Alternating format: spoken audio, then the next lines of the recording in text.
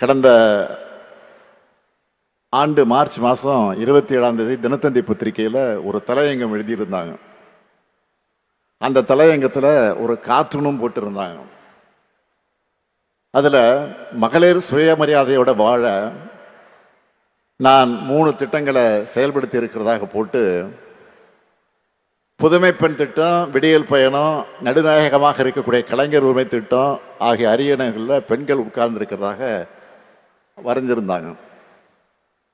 அதோட மகளிர் சமுதாயத்தை கை தூக்கி விடுவதற்காக இந்த திட்டங்கள் காலாகாலத்திற்கு பெயர் சொல்லும் திட்டங்களாக இருக்குன்னு பாராட்டி எழுதியிருந்தாங்க.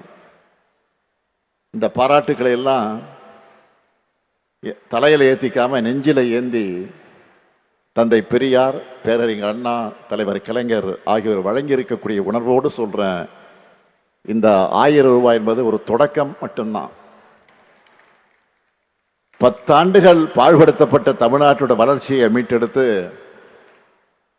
வரலாற்றிலே இல்லாத அளவுக்கு, இந்தியாவிலே எந்த மாநிலமும் சாதிக்காத அளவுக்கு பொருளாதாரம் வளர்ச்சி அடையும்.